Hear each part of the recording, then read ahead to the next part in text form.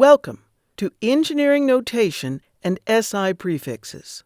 This video is part of a series in Foundations of Engineering by Conceptual Calculus. This video assumes that you are already familiar with scientific notation. If not, then please first watch our video on scientific notation, work those examples, and then come back to this video. We start by looking at two ways to write 23,400,000. First, scientific notation, which is familiar. Notice that the first number is greater than or equal to 1 and less than 10, which is required for scientific notation. The exponent tells how far we moved the decimal point to get that number. The exponent can be any integer. Now, look at that same number in engineering notation. The first number is not between 1 and 10. Engineering notation requires that this number be greater than or equal to 1 and less than 1,000, which it is. Engineering notation also has a requirement that scientific notation does not have. The exponent must be a multiple of 3. To put 560,000 into scientific notation, we move the decimal point to make a number between 1 and 10. We move the decimal point 5 places, so we multiply 5.6 by 10 to the 5th power. We do a similar process for engineering notation, but the number of places that we move the decimal point must be a multiple of 3.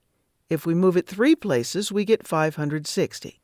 If we moved it another 3 places, we would get 0.56. That's too small. It should be greater than or equal to 1 and less than 1,000. We should move the decimal point only 3 places, so we have 560 times 10 to the 3rd power. To put 2,300,000 into scientific notation, we move the decimal point to make a number between 1 and 10. The decimal point moved 6 places, so we have 2.3 times 10 to the 6th power.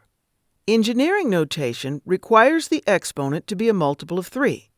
We have that already, so the engineering notation is the same as the scientific notation in this case. This one form qualifies as both scientific notation and engineering notation. Now you try one. Pause the video, write the number in both forms, and then restart the video to see how you did. Welcome back. To put this number into scientific notation, we move the decimal point to make a number between 1 and 10. We move the decimal point 8 places, so the exponent is 8. For engineering notation, the exponent must be a multiple of 3. 3 places over is not far enough, the number is still too big. 6 places works because it gives a number between 1 and 1,000. If we move the decimal point 9 places, then the number would be less than 1. We don't want that. In engineering notation, our number is 324.1 times 10 to the 6th power. Now let's use this same process on a very small number. Because our original number is less than 1, the exponents will be negative. For scientific notation, we move the decimal point to make a number between 1 and 10. We move the decimal point 4 places to the right, so we have 2.345 times 10 to the negative 4th power. In engineering notation, the number of places that we move the decimal point must be a multiple of 3. 3 places over is not far enough because the number is still less than 1. 6 places works. It gives a number between 1 and 1,000. In engineering notation, our number is 234.5 times 10 to the negative 6th power. Now you try one. Pause the video, write the number in both forms, and then restart the video. Welcome back. Because our original number is less than 1, the exponents will be negative. For scientific notation, we move the decimal point to make a number between 1 and 10. We move the decimal point 1 place to the right, so we have 9.876 times 10 to the power negative 1. To get engineering notation, the number of places that we move the decimal point must be a multiple of 3. 3 places works because it gives us a number between 1 and 1,000. In engineering notation, our number is 987.6 times 10 to the negative third power. Engineering notation is used because it works well with SI units and prefixes. So now we look at systems of units. The International System of Units is used in the areas shown in blue on the map, which is most of the world. It is abbreviated SI from the French name for the system. SI is also called the metric system. The purple regions on the map, Canada and the UK, use SI and the imperial system. Only the United States, shown in green, uses the United States Customary System, USCS. The United States also uses SI, particularly in science and engineering. In the U.S. Customary System, a length may be given in inches, feet, yards, or miles, depending on its size. In contrast, SI has one unit of length, the meter, which is abbreviated with a lowercase letter m. To get larger or smaller units, we put a prefix on that base unit. For example, 1 millimeter is 1/1000th of a meter, and 1 kilometer is 1,000 meters.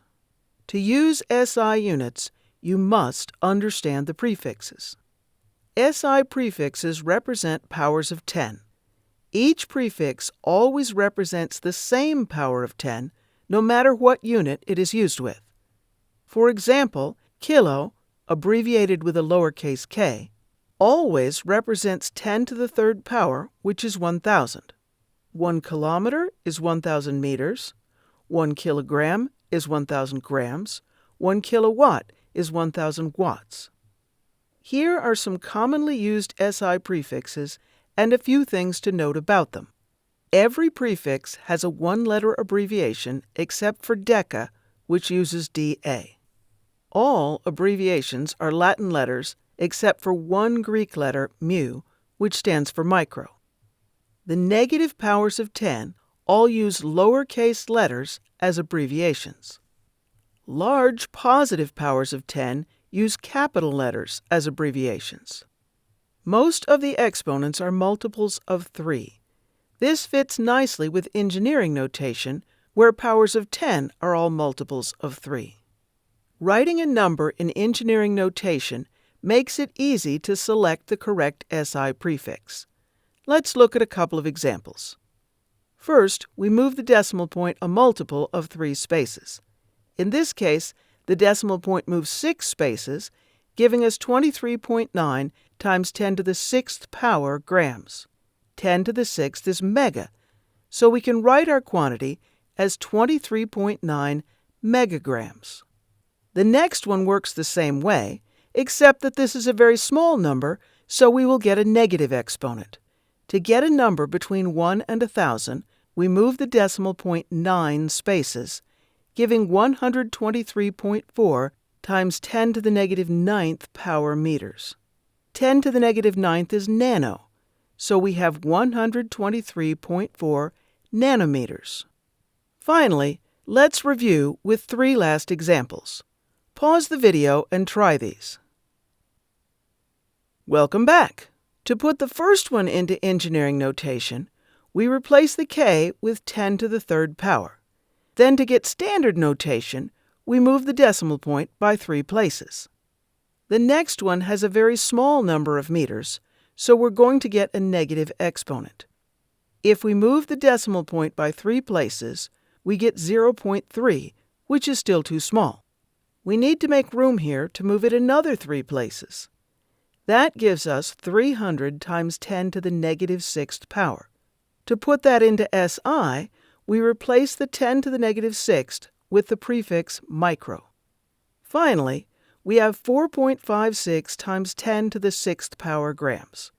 The SI prefix, that means 10 to the 6th power, is capital M for mega. To put this into standard notation, we move the decimal point 6 places. I hope this has been helpful.